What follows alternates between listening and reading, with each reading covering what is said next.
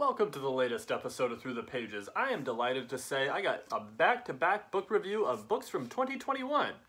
Early Morning Riser by Katherine Heiny.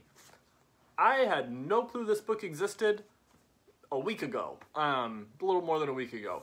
Basically, I knew I had Mother's Day all off, and not to get too personal and all this stuff, but my mom died, and I didn't want to do any work that I just wanted to be at home, quiet and chilling, and knew I'd read a lot. And so Saturday night, when I was like, oh yeah, that's what tomorrow's gonna be, and I looked at the books I had on hand, and it was like, this is not not conducive here. We got some Patricia Highsmith, we got a book about anti-capitalism, we got a book about cancer, and it's like, probably the last thing I want to read about right now. So I actually went out and I was just like, I'm gonna go pluck something off a shelf.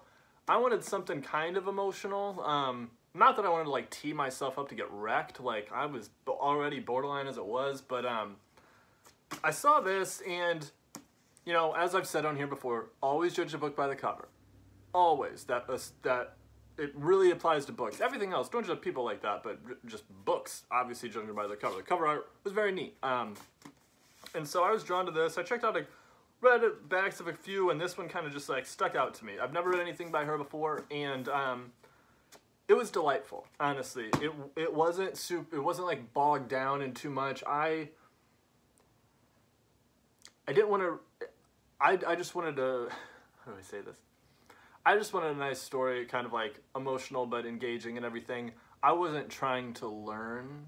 I wasn't trying to get preached to in this one. Like, there are some books where it's like, I want to get an understanding of these cultures or these things, and I want to broaden my horizons. Like, I wasn't seeking that in this, and was delighted that it was a book published in 2021 that wasn't like ham-fisted with race and all this stuff, where I love learning about that stuff, but there's some times where I feel like authors are like, oh, it's 2020 and 2021, like right now, like we'll just talk about that a bunch and that'll make you sell. Like, so I feel like there's a lot of places where she could have interjected stuff like that and didn't.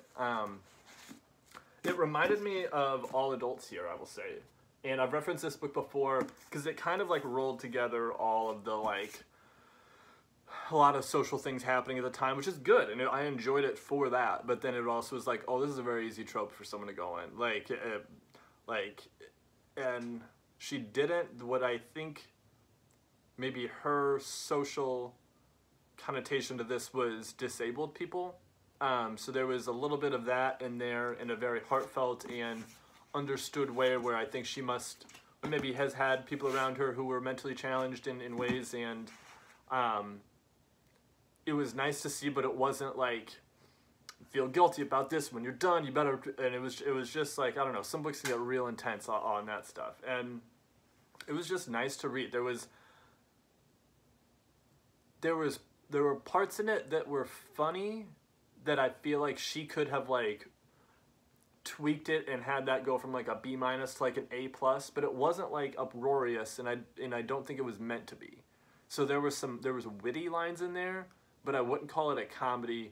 But I also feel like she could have, like, and this is presumptuous, but like I feel like she like recognizes like, I want it to be this funny right now, like, because we're still in these other stories, but I'm not gonna escalate it like this. And it basically told the story of one woman's life, kind of skipping like couple of chunks of years at a time through adulthood, and it was really nice. And obviously that day I was processing just life and stuff, and so it was nice to read this. Also going through just like confusing dating stuff myself, and so this was kind of nice for that. Not that every book or every novel doesn't have some love story element to it, but yeah, I really did enjoy it. I would read more from her, and I think there's a time, kind of like Frederick Bachman books, where I'd just be like, I don't really care what it's about. I want to read a Frederick Bachman book right now, you know? And they are what they are. I'll let you understand that if you know his books. If not, go read one. I promise you'll like it. So it's an author I would return to again, and it like, yeah, it didn't feel like it was of this era in a good way. Like, I feel like she may have, okay, here's how we're going to explain it, everyone. She could have had this story in her head like 10 years ago.